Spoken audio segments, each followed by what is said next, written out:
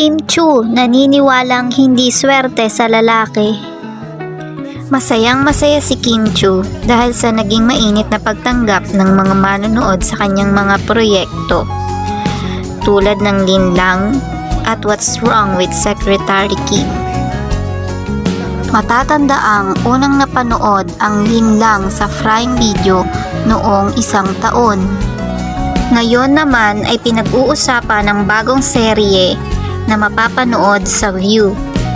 Sobrang happy talaga, ang haba naming pinromote at sobra kaming kinakabahan at hindi namin maipaliwanag yung nararamdaman namin during that time.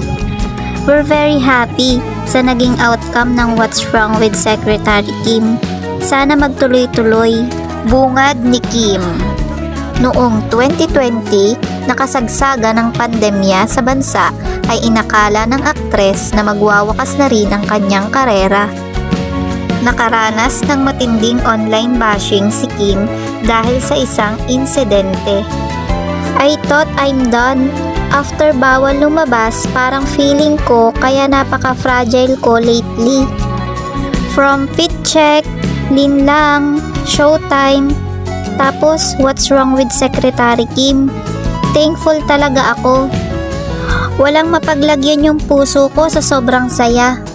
Gusto ko lang mag-work ng mag-work, and dahil na rin sa mga taong sumusuporta, mga naniniwala, sobra akong nagpapasalamat. Emosyonal na pahayag ng dalaga. Sobrang namamayagpag ngayon ang showbiz career ni Kim. Bukod sa It's Showtime, asap natin to, What's Wrong with Secretary Kim ay napapanood din tuwing gabi ang Linlang sa teleserye version na pinagbibitahan ng aktres. Mayroong ilang nagsasabi sa dalaga na hindi raw swerte sa pag-ibig ang isang tao kapag matagumpay ang karir. I think so. Wag naman sana. Hindi. Kung nandyan, nandyan. Kung wala, edi wala.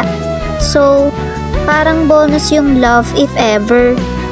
Nakangiting pagtatapos ng aktres. Reaction mo lang. Ito na yung tinatag nila. Digital streaming. Hold on. Kasi, lahat ng mga digital streaming shows mo, naglalak